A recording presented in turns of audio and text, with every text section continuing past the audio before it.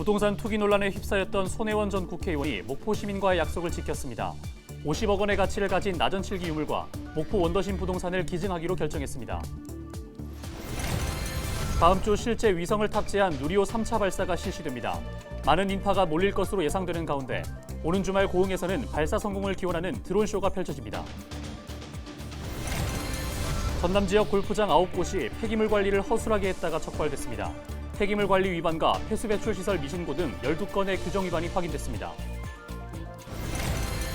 충북 한우 농가에서 구제역이 발생한 가운데 전남도가 구제역 백신 긴급 일제 접종에 나섭니다. 소와 돼지, 염소 등 14만 5천여 마리에 대한 백신 접종이 추진됩니다.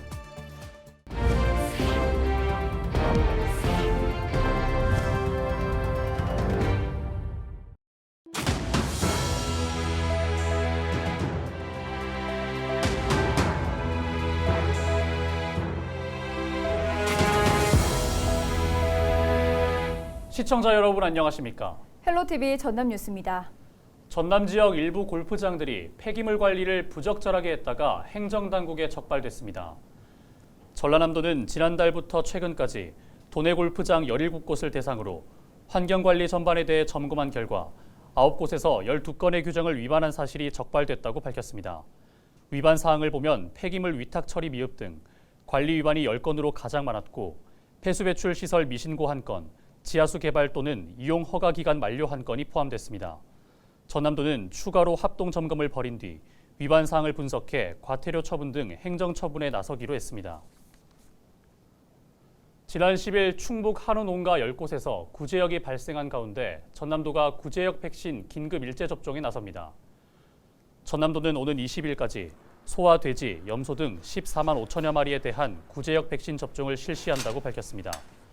완벽한 차단 방역을 위해 농가별 구제역 백신 접종 이행 여부를 점검하며 소규모 농장 등 자가 접종이 어려운 농가는 접종반을 지원할 예정이라고 덧붙였습니다. 이전 접종 이후 3주가 지나지 않은 개체와 생후 2개월 미만, 2주 이내 도축 출하 가축은 접종 대상에서 제외한다고 설명했습니다. 전남도는 백신 구입비 100%를 보조 지원할 방침입니다. 지난 2019년 부동산 투기 논란에 휩싸였던 손혜원 전 국회의원이 당시 목포 시민에게 내걸었던 약속을 지켰습니다. 약 50억 원의 가치를 지닌 나전칠기 유물과 목포 원도심의 부동산을 기증하기로 결심했습니다. 보도에 고정민 기자입니다. 은빛 무궁화와 화려한 봉황을 새겨넣은 소반. 마치 한 폭의 산수화를 보는 듯한 느낌의 산수괴. 조선시대에서 근현대에 이르기까지 장인들이 한 땀 한 땀 섬세한 손길로 조개 껍데기를 가공해 만든 나전칠기 작품들입니다. 이 유물들이 공개된 장소는 전남 목포시 원도심일대. 손혜원 전 국회의원이 소장하던 작품을 지자체에 기증하기로 결정하면서 대중에게 공개됐습니다. 오늘 시작으로 제가 갖고 있는 나전칠기 컬렉션 모두와 그리고 또 제가 할 수 있는 도움을 드릴 수 있는 것들이 있다면 물질이든 제 재능이든 모든 것을 다 목포 시민으로서 목포시를 위해서 제가 드리고. 손 전 의원이 1차로 기증한 작품은 모두 233점. 남편 명의의 법인이 소유한 땅과 건물 등 9필지도 함께 제공하기로 했는데 금액으로 환산하면 약 50억 원에 이릅니다. 법인이 소유한 또 다른 부동산도 앞으로 목포시가 공공의 목적으로 사용할 수 있도록 내놓기로 했습니다.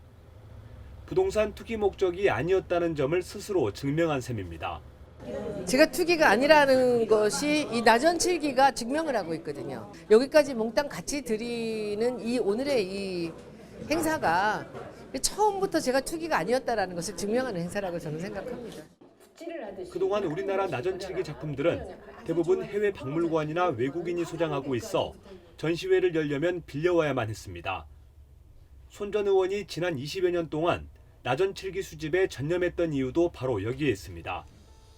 목포시는 나전칠기 박물관을 조성해 손 전 의원이 기증한 작품을 지역의 문화 관광 자원으로 적극 활용하겠다는 계획입니다. 앞으로 이 문화적 가치를 살려서 목포의 문화관광이 활성화되고 또 예향 목포가 훨씬 더 업그레이드되는 그러한 요소로 적극 활용하고자 합니다. 지난 2019년 1월 전남 목포에서 부동산 투기 논란에 휩싸였지만 투기 혐의에 대해선 무죄를 선고받은 손 전 의원. 나전칠기 기증을 통해 목포에 대한 남다른 애정을 과시하며 당시 목포 시민들에게 했던 약속을 지켜냈습니다. 헬로티비 뉴스 고정민입니다. 누리호 3차 발사가 일주일 앞으로 다가왔습니다. 이번 발사는 실제 위성을 쏘아 올린다는 점에서 의미가 남다릅니다. 올해도 발사 당일 고흥에서 하늘 위로 솟아오르는 누리호를 관람할 수 있을 전망입니다. 보도에 김신혜 기자입니다. 고흥 나로우주센터가 분주합니다. 3차 발사를 앞둔 누리호는 1단과 2단 조립을 마쳤고 3단과의 조립이 진행 중입니다.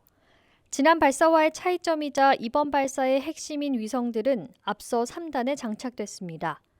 2년 동안 지구 궤도를 돌면서 우주 방사선을 관측하는 위성과 우주 쓰레기 경감 기술을 실증하고 지구를 관측하는 위성 등 8개입니다. 1, 2단하고 3단 조립이 5월 16일부터 이제 시작이 돼가지고 5월 18일 목요일까지 진행이 될 예정이고요. 실제 조립은 5월 18일로 이제 사실상 마무리가 되지만 최종 점검을 계속해서 수행하게 되는 겁니다. 발사가 일주일 앞으로 다가왔습니다. 발사 당일인 오는 24일, 지난해와 마찬가지로 고흥에서 발사 장면을 관람할 수 있습니다. 지난 2차 발사 당시 고흥 우주발사 전망대에는 2,500여 명의 인파가 몰렸습니다.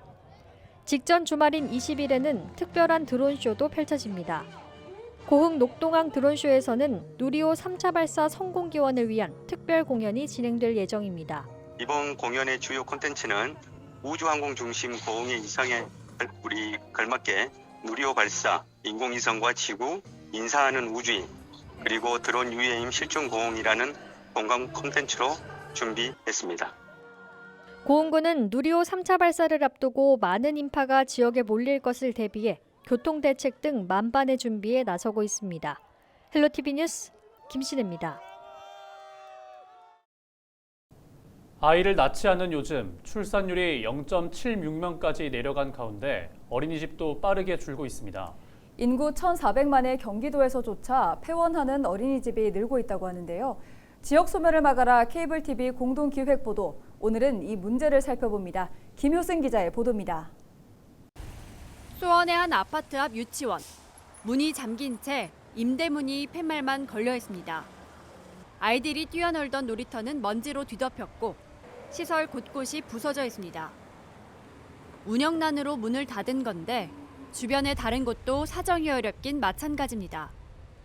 일부 어린이집은 예산을 좀 더 지원받을 수 있는 국공립으로 전환하기도 합니다. 국공립으로 전환을 하면은 인건비 지원이 되기 때문에 보육적으로다가 질 좋은 보육과 또 선생님들도 좀 더 능력 있는 선생님을 이제 채용할 수가 있어서 아이들이 좀 더 많이 이제 이용할 수 있는 그런 장점도 있을까 해서. 하지만 국공립 어린이집도 운영이 녹록지만은 않습니다. 영유아 수 감소에 코로나와 경제 침체 등이 더해지면서 현재 원생이 정원의 절반에 불과한 실정입니다. 경제가 굉장히 어려워짐으로 해서 근로자들이 퇴직을 하게 되고 영유아의 급격한 감소로 인하여 정원 충족률이 약 50% 정도밖에 되지 않고 있습니다. 그렇게 운영을 하려다 보니까 굉장히 어린이집 운영이 어려운 상황들에 지금 처해 있는 상황입니다. 어린이집 현장의 목소리 들어봤는데요. 실제 통계로 현실을 살펴보죠. 4,098. 최근 5년 사이 폐원한 경기도 내 어린이집 수입니다. 운영난에 매년 수백 곳씩 폐원이 이어지고 있는 건데요. 도내 어린이집 현황 보실까요? 2020년 1,800여 곳이었던 그 수가 2021년 1,170여 곳, 지난해는 말 기준으로 9,430여 곳으로 등록돼 어린이집 수가 10,000곳 아래로 내려왔습니다. 한편 국공립 어린이집의 경우엔 정책적으로 지원하고 있어서 그 수가 증가하고는 있는데요. 하지만 2020년 1,060곳이었던 그 수가 지난해에는 1,320여 곳으로 전체에 비해선 여전히 많지 않은 상황입니다. 국공립이나 민간 어린이집 모두 운영상의 어려움이 계속되고 있기 때문입니다. 경기도 내 어린이집의 정원 충족률은 78%입니다. 많은 어린이집이 정원 수를 채우지 못하고 있는 겁니다. 점점 아이들이 줄고 운영이 어려워지면 문을 닫는 곳도 더 늘어나겠죠.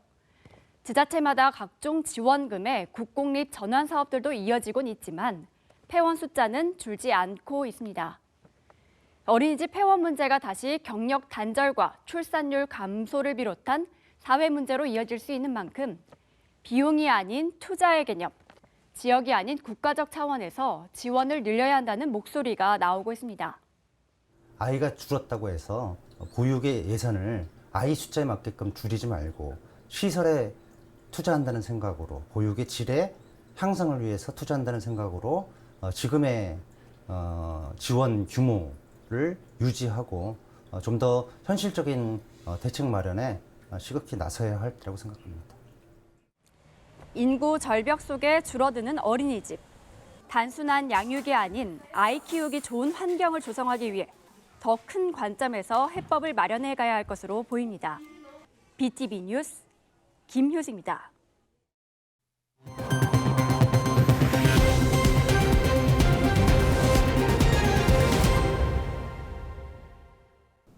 일본 정부가 후쿠시마 원전오염수 방류를 결정한 가운데 우리 정부 시찰단의 원칙과 대안이 필요하다는 지적이 제기됐습니다.